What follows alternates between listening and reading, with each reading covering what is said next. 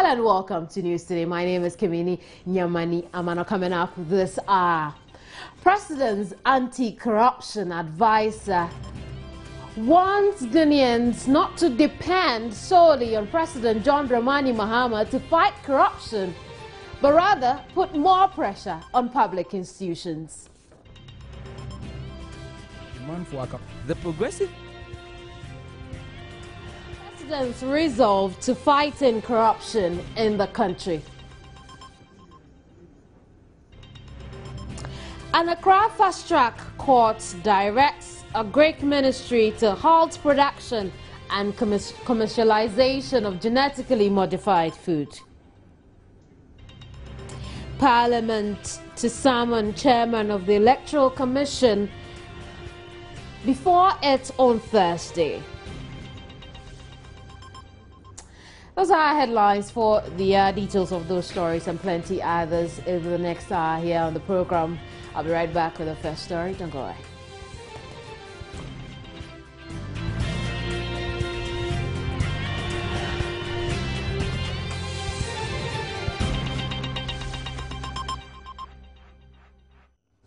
Thanks for staying here. Now, the Progressive People's Party is questioning the president's resolve to fighting corruption in the country.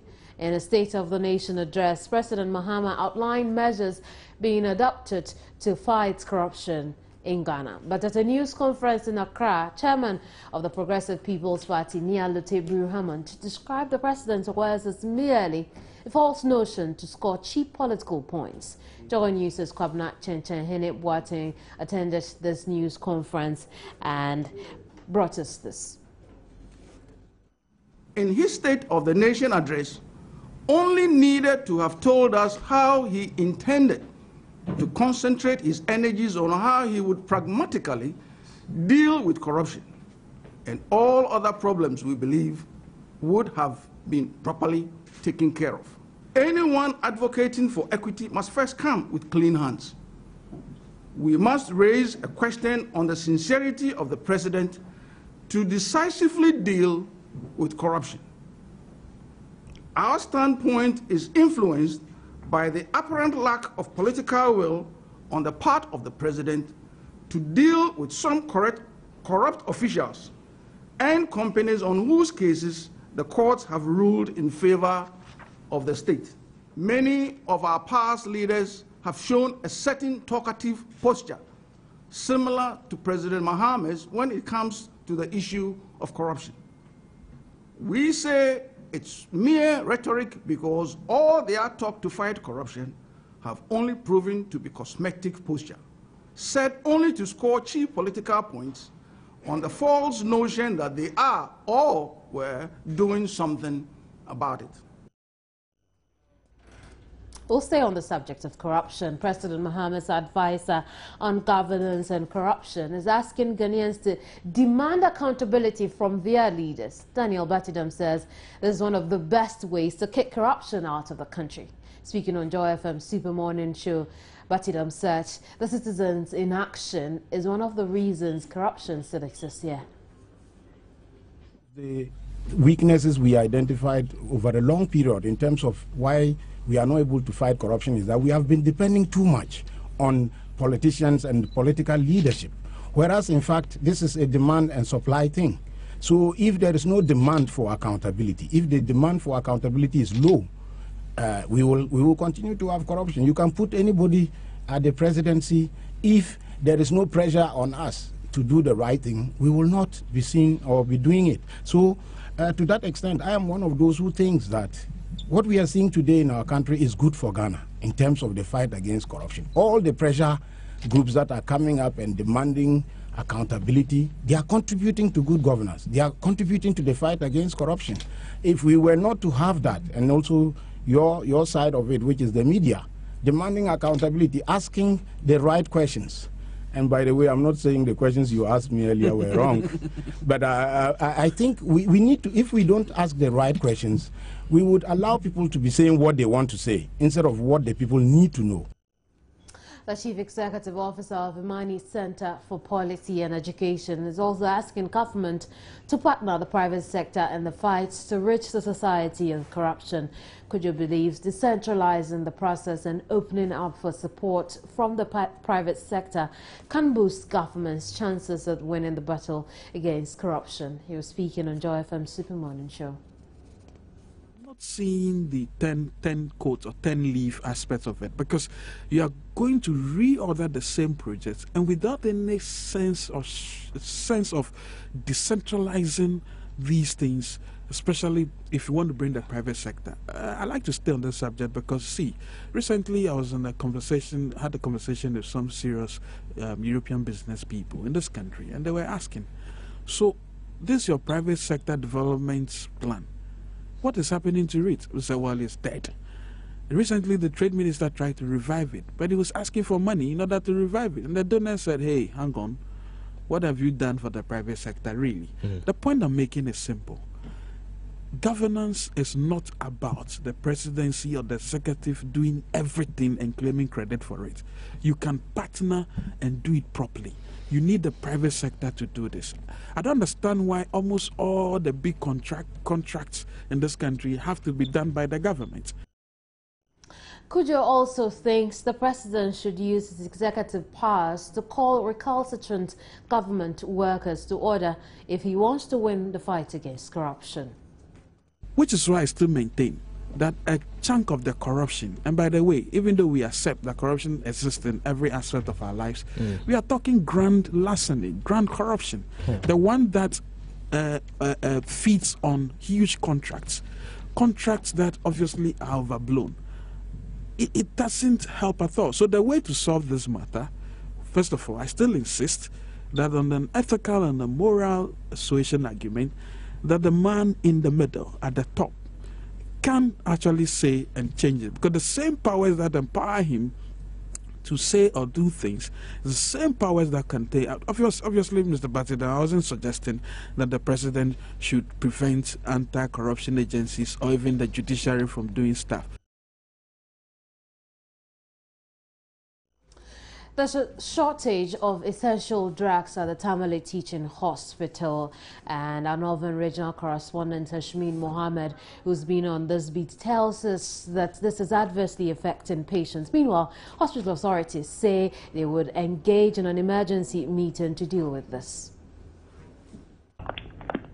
Well, for some time now, patients visiting the Tamale Teaching Hospital have been told to go look for drugs outside the facility. This is because of difficulties in the procurement processes that the management are having in terms of procuring new drugs to augment the shortage that is currently existing at the Tamale Teaching Hospital. Do you have an idea of the kind of drugs that are in short supply? Well, according to management of the Tamale Teaching Hospital, these are essential drugs needed for the rehabilitation of patients visiting the facility. They name some of the drugs as Ringer's, Lactate, and metronidazole. Those are some of the drugs that that management of the Tamale Teaching Hospital have mentioned as being in shortage among other drugs. I see. Now, what is it that the hospital authorities have been telling you as far as finding a solution to this is concerned? According to the public relations officer of the Tamale Teaching Hospital, Misbah Mohammed, management are meeting today to speed up the procurement processes so that they can be able to award contracts to their suppliers to be able to supply those drugs in time. I see. Now, what is patient response to this development? Patients, this time around, they have to travel all the way from the Tamale Teaching Hospital to Central Business Town or to the nearby pharmaceutical shops that are able to serve them based on the National Health Insurance, and before they can be able to get those drugs. And sometimes they do visit some of the pharmaceutical stores, and they are not being attended to because according according to them, the delays in reimbursing the National Health Insurance claim.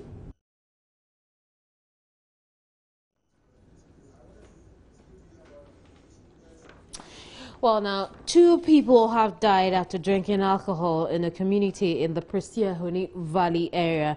4 others have been treated and discharged from hospital after drinking the same concoction. Leslie Zakaria is acting medical superintendent of the Prestia Huni Valley Government Hospital.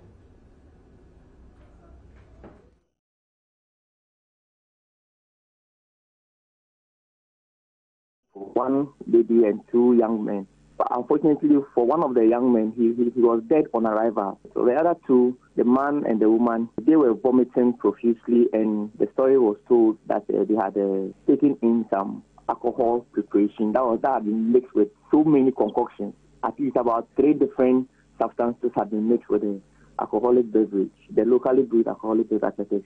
The following day, they brought in another 2. They too were able to manage them. They recovered, and a 5th person was brought in. Unfortunately, he too was dead on arrival. So for now, I can confirm that 2 people have died from taking that mix. In fact, the distiller too is dead. It's one of the dead people.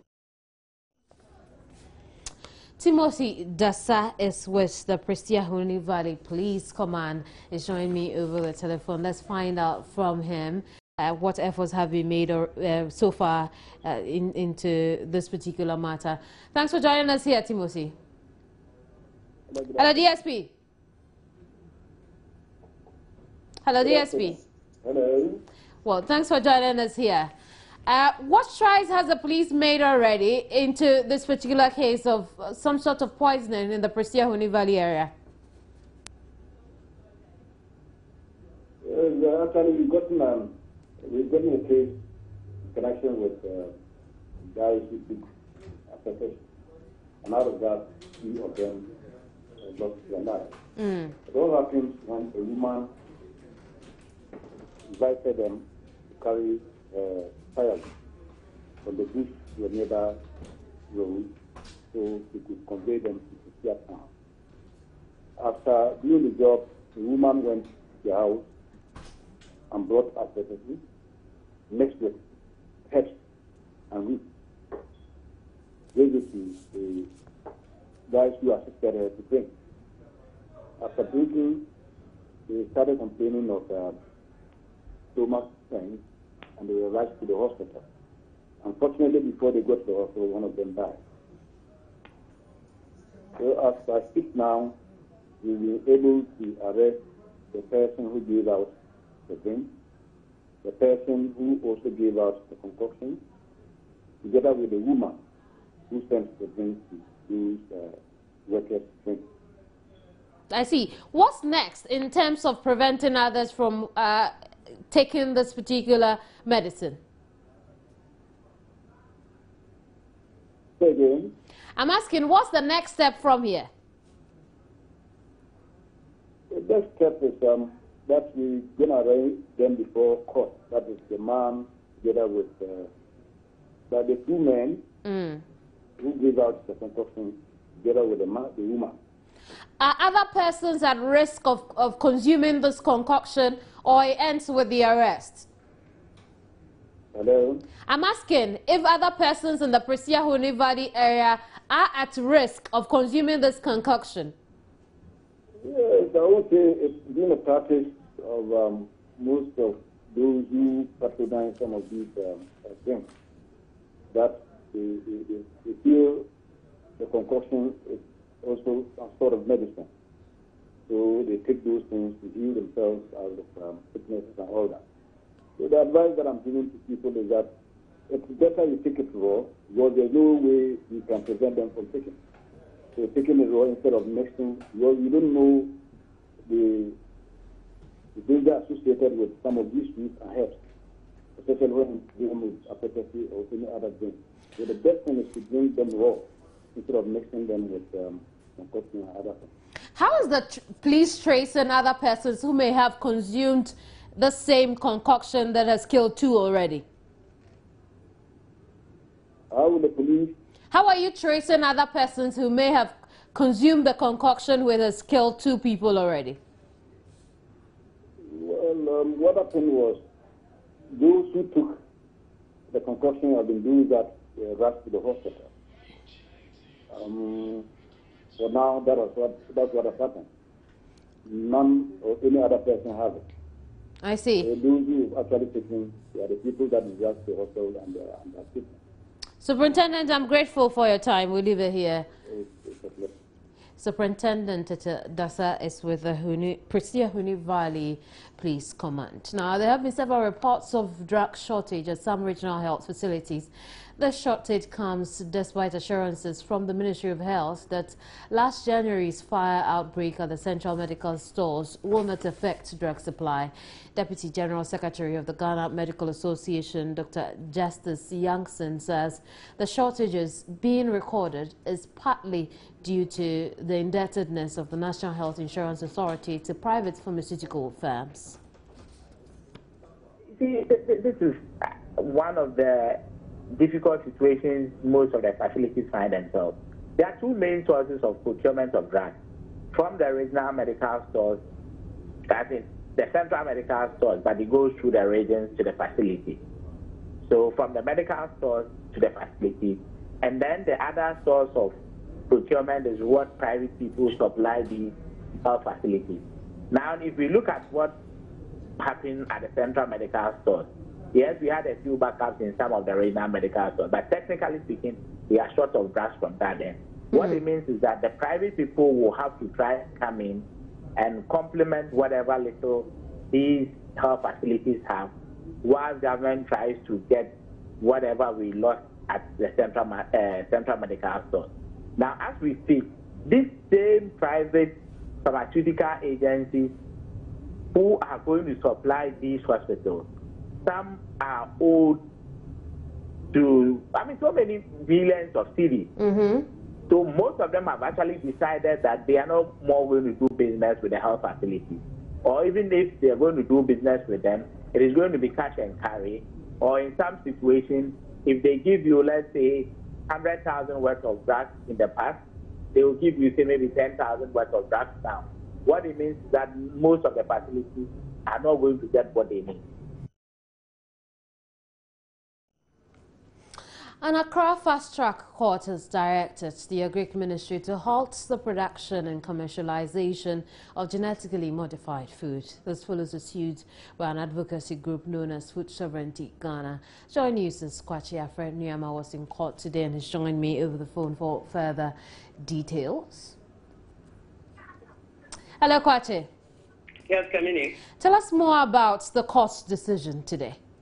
Well, in court today, legal representative of the state first told the presiding judge, Anthony Kwejoya, that she wanted the state, that's the AG department and the National Biosafety Authority, join to this suit as defendants. Initially, Food Sovereignty Ghana sued the Ministry of Agriculture and the Biosafety Committee, but then the court questioned why she would want to particularly join the Biosafety Authority, which the plaintiffs maintain hasn't been established. And a lawyer for the Agric Advocacy Group, George Tetewayo, raised the same concern, but eventually the judge agreed, saying that the court will later make a determination on whether or not that authority exists. The judge again directed that since the plaintiffs have filed a suit seeking to place an injunction on the production and commercialization of GMOs, government should halt the process until the court makes a determination on that matter. And what this means is that agencies under the Agric Ministry, like the Center for Scientific and Industrial Research, CSIR, and the Savannah Agricultural Research Institute, will have to halt the process of production, and also they cannot commercialize these GMO products. They cannot bring them on the market. Talking about cowpea and rice, the case has been adjourned to April 2, that's a month from now, for hearing on the injunction. What was the response of the parties involved in this case? Well, lawyer for the plaintiffs, George Tetewayo, says that they are ready to push this case until what they describe as a point where the right thing is done. They will ensure that they explore all the legal avenues so that the court will favor them in terms of the decision, the final decision that will be arrived at. Kwacha, you also covered the case involving former director of the Ghana Real Estate Developers Association, Dr. Alexander Cheneboa. Tell us what went on in court today. The docket has been transferred from the magistrate court, the Accra Magistrate Court, to the financial court now. What I've gathered from the clerk of the magistrate court, where clearly the matter was heard previously, is that this follows a directive from the AG's department. Not clear why it's been moved there, but the case wasn't heard at all today, Kamini. I see. Do we know why the case wasn't heard at all? And I understand that lawyers for Dr. Cheneboa were not even aware until the last minute. This information that's gathered from court officials at the magistrate court, they were not aware until about an hour to what would have been the hearing time that they got to know that the docket has been transferred now to the financial court. So obviously there has to be a shift in the date there. It's not too clear what date that is going to be for now. Well, thank you very much, Kwache, for that information. Kwache Afreniama joined us from the court. You're here on Joy News today. There's more to come. Don't go away. Thanks for staying on the program. The Executive Director of Challenging Heights, James Kofi Annan, is calling for an increase in budgetary allocation towards the fight against child trafficking in the country. He says government needs to mobilize some $5 million to combat child trafficking. His comments follow the release of a report which names Ghana among African countries with high incidence of child trafficking. There's more we can do. We need to see big budgetary allocation to the Ministry of Gender, Social Protection in respect of slavery work in this country. I want to see those big budgetary allocations being released. I am calling for at least $5 million budget allocation to this problem in this country. Sonia Kwame, who is with the Walk Free Foundation, believes that devoting more funds to combat child trafficking would go a long way to deal with it. The big budget can solve the problem. The caveat is that it should be used. If it is judicially spent, it can be solved. For example, Challenging Heights works with the anti-human trafficking unit. They rescue kids, and there is nowhere to go except because Challenging Heights has a shelter, they take them in with all the rehabilitation work going on. We do not have rehabilitation centers where kids around McVolta who get trafficked could even run to say that this is the situation, I need help. So we need that it goes beyond just the money being there, which is sadly not there. But if the money is there, it should be used. We need shelters. We need hotlines with people who are very willing to respond immediately. People should be able to call and say, I'm seeing a situation like this, and we should follow through. Money is needed if we need to have law courts that can work really fast so that the prosecutors can investigate very quickly. So it's a big budget is not out of place. It's needed very much. More than 300 young women have returned from the Gulf, from some states within the Gulf Arab area. These women complain of having worked exploitatively under very hazardous conditions. Speaking with Francis Palmdetti of the Ghana Immigration Service, he says the Immigration Service does not have the mandate to prosecute persons who convey these women to the United Arab Emirates. We know of some adverts going on that there are job prospects in some various countries in the Gulf region. Now the question is, we have a mandate which is limited to migration-related matters. We believe that if these agencies are engaged in a criminal activity, I mean, the police would move on to clamp them down. Besides, these companies, some are NGOs, some are companies registered legally to operate in the country. We cannot just go out there after them. Before you even build a case for prosecution in relation to anti-human trafficking, etc., you need to have a solid case in the sense that you need evidence from but you have 350 women coming in and telling you, look, we were exploited by these people. They promised us so and so job. We ended up as call girls. We ended up as domestic helps who were largely exploited for the service they even rendered.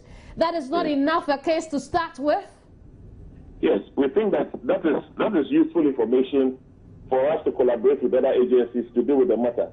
But we cannot wait till we deal with the matter, but to inform the public about the dangers that are out there and that they should be cautious. We believe that it is the process of dealing with the matter which has prompted us to come up with this release. In other words, the women will still be allowed to travel to these Gulf Arab states, irrespective of what they were going there to do. The immigration will not do further checks on this, considering we have a problem here. There is no legislation that bars anybody from traveling to specific parts of this world, let alone the Gulf states. Once there's no legislation, we cannot on our own prevent people from traveling to the Gulf states. We can only suggest, we can only advise, we can only educate for now. With regards to those who are recruiting people for these supposed Gulf areas, I believe that the security agencies will look into that matter, and those who are found to be duping or misleading people will be dealt with. Parliament has summoned the chair of the Electoral Commission to appear before it on Thursday. Dr. Kwadwo Afari-Gyan is expected to brief the lawmakers on what would follow the suspension of the district-level elections, which were due to take place today. The local government and the finance ministers are also to appear to address the House on measures being taken to avoid potential constitutional crisis when the terms of the current assemblies expire on the 15th of this month. Elton John Brobe joins us from Parliament with more. Hello, Elton. Elton. Yes, hello, I'm here. Right, tell us more about the summons. Well, the directive issued by the President Speaker of Parliament, the Boban, is to afford the Electoral Commission Chairman, Dr. Kwadwo Afari-Gyan, the opportunity to brief the House on the way forward after the Supreme Court ruling on the constitutionality of the law they had used to register people for the district-level elections. Now, some members were particularly not happy with the fact that the Electoral Commission was well aware of the fact that the CI 85 was yet to mature, yet they went ahead to open nominations and closed it when the instrument had not matured.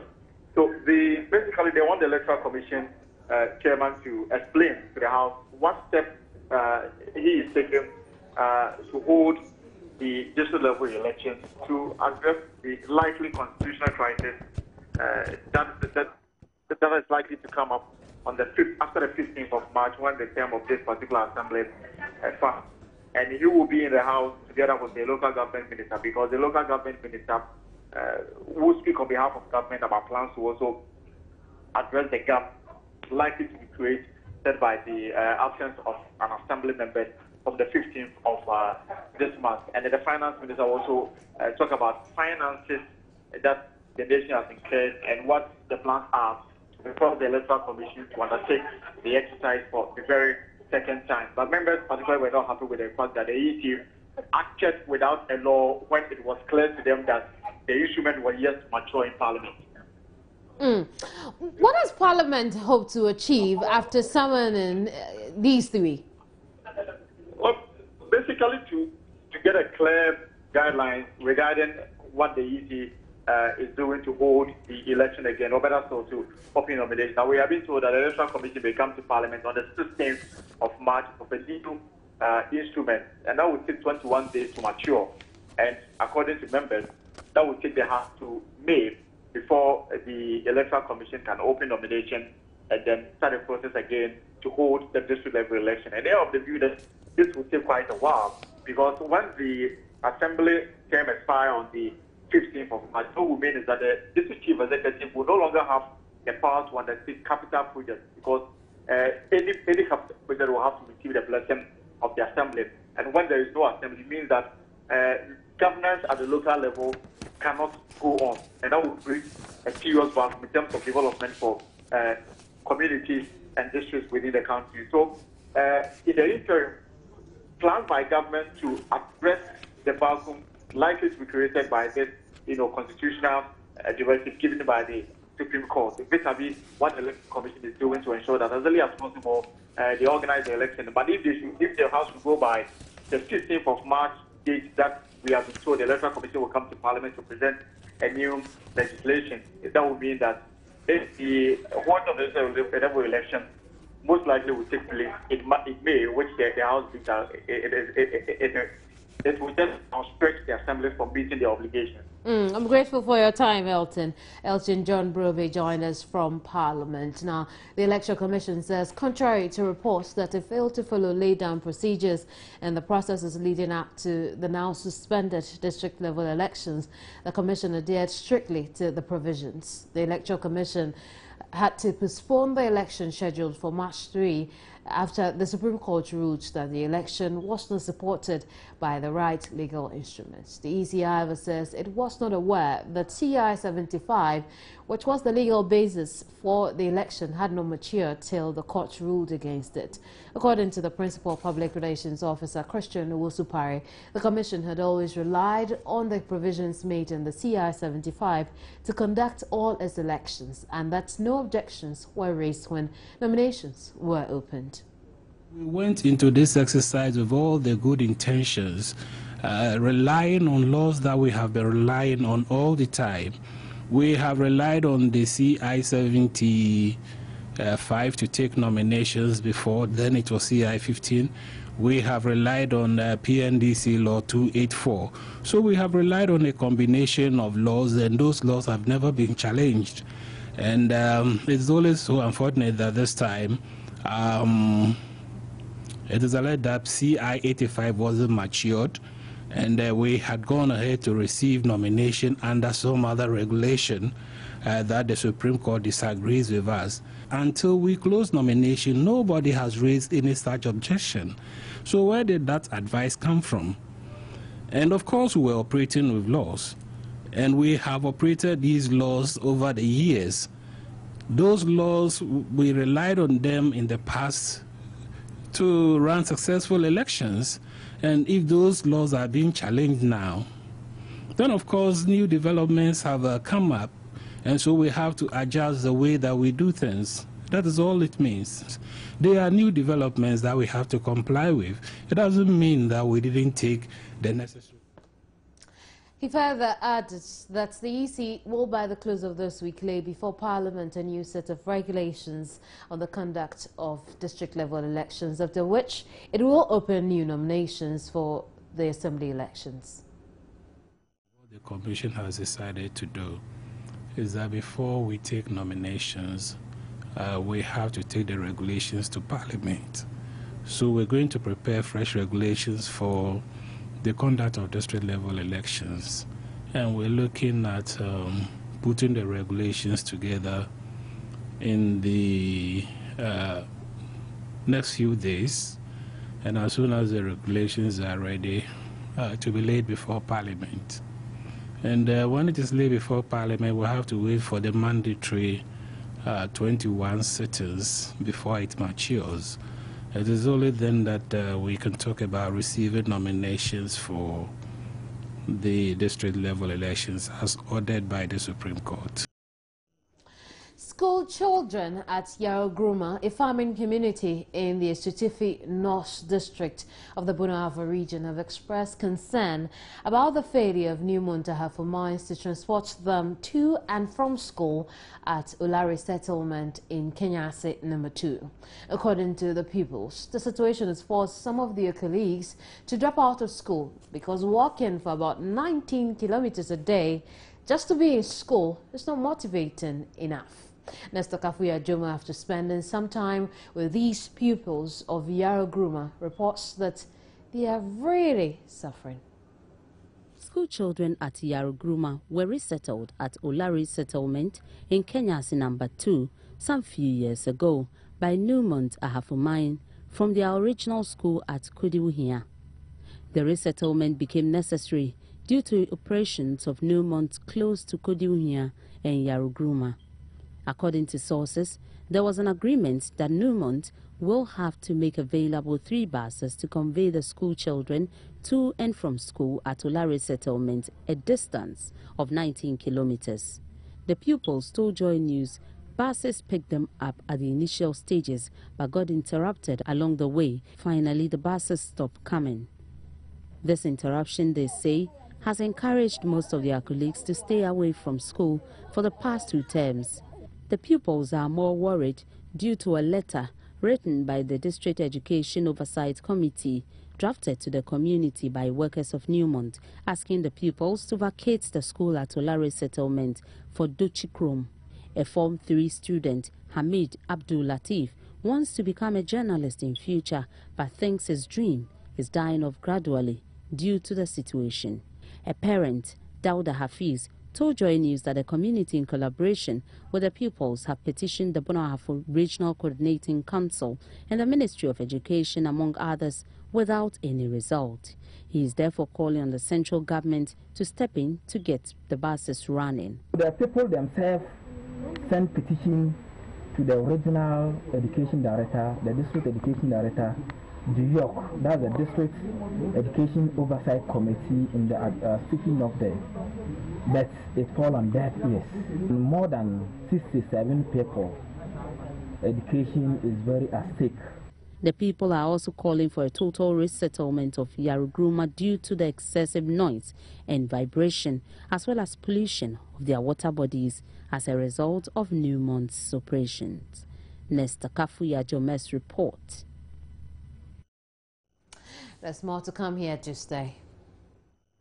Good afternoon, I am Baba Tando. Let's talk sports. And straight away we begin from the camp of the Black Stars and the Ghana Football Association.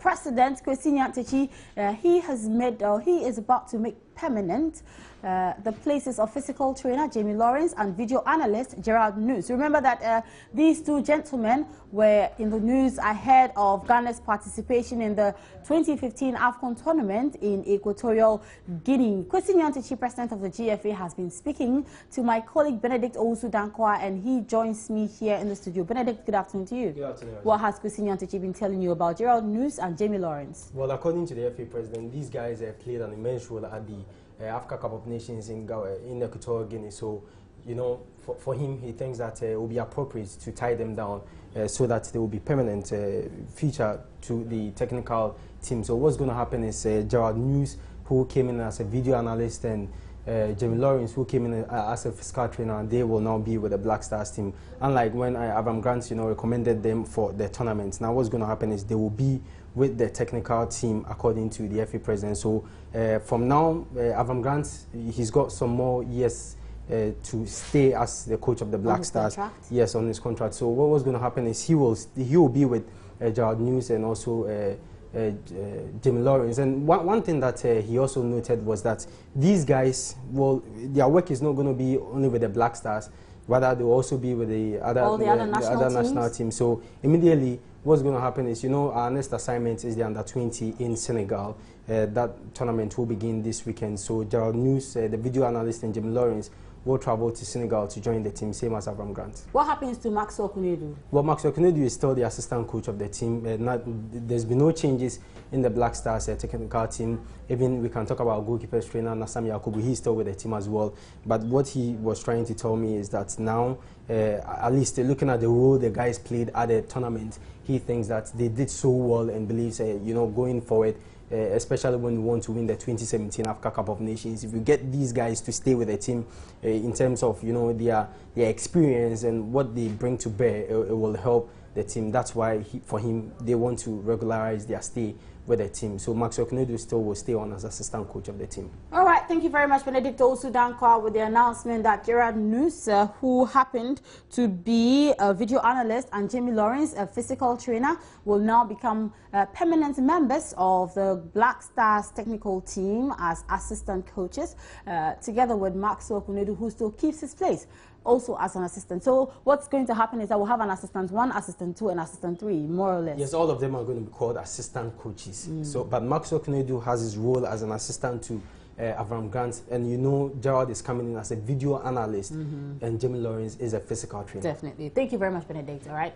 So away from the Black Stars, we still remain with national teams, and this time the national under-20 team, the Black Satellites, they are currently in the training camp in Turkey, preparing for the African Youth Championship kicking off in Senegal this Sunday. The Satellites are expected to play Iran, the Iranian under-20 side in Turkey today. The Silas Tete-led side beat Azerbaijan 2-1 in their first preparation match actually on Saturday, and will prepare for Iran before their departure to Dakar on Thursday. Ghana are in Group B with Zambia, Mali, South Africa, and Congo, Congo-Brazzaville, Ivory Coast, Nigeria, and host Senegal also make up Group A. The Satellites will start their campaign next Monday against South Africa and then face Zambia 3 days later before meeting Mali on March 15. The semi-finalists will qualify for the World Cup built for New Zealand in May of this year.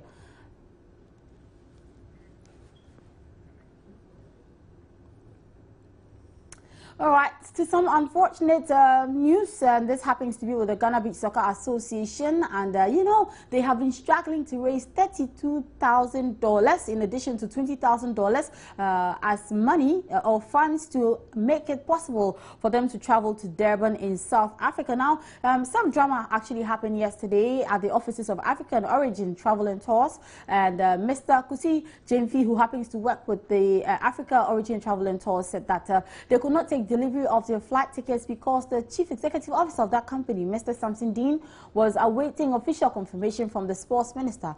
Apparently, the sports minister, Muhammad Yariga, had promised to secure tickets for the team, and it so happens that the team could not get the tickets, so they actually abandoned their mission and instead chased after their jerseys. It is unclear where exactly the problem is coming from, especially after the association managed to raise nearly half of the total amount needed for the tournament. Now, it is almost impossible to believe that the Ministry of Youth and Sports cannot support the team with the remaining $32,000.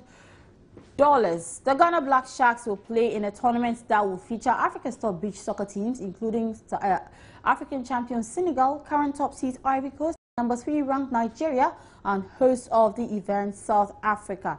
Now, even though they are not expected to win the tournament, the valuable exposure and preparation for the maiden AFCON beach soccer qualifiers in Seychelles has made the South African trip the more necessary.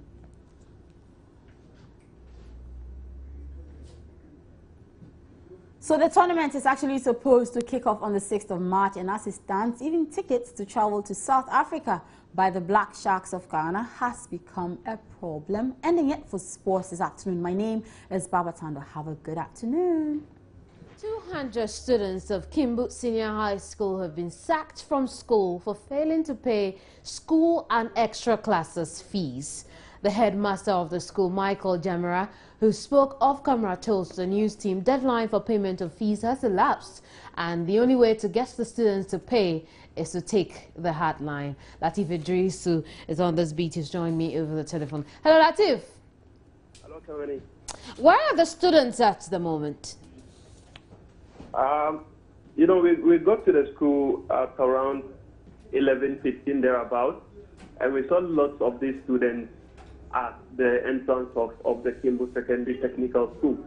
So we got into the compound and then spoke to the head teacher, who wouldn't talk to us on camera, but told us it has been the practice. Every year, some of these students, their parents give them the money to come and pay, and some of them end up spending the money. So the only way they believe the school can get their money is by sacking the kids. And that's exactly what they have done today. And according to him, it's not new. That is the practice. That is what they do every year. So we got some of the kids to also speak to us. And surprisingly, some of them were telling us that indeed their parents gave them the money and then they spent it. So that's the story at Kimbu.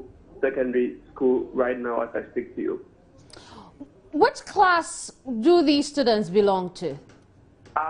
All the classes, from Form 1 up to Form 3, students from all departments, general arts, business, science, home economics. You know, it runs through from Form 1 to Form 3. So for those who have spent their monies, what do they intend to do to get back to school?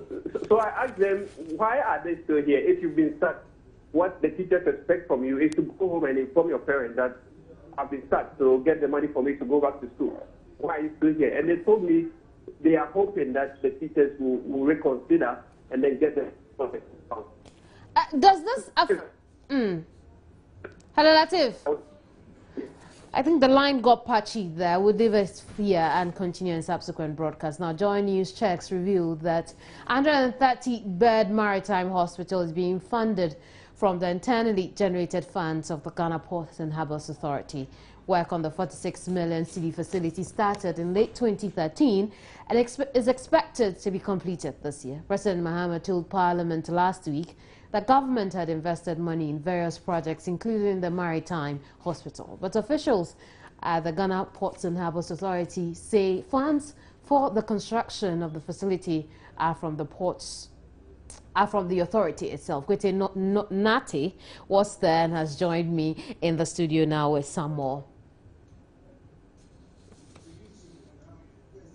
Tell us exactly what the authority told you. One would imagine, I mean, the authority is still government.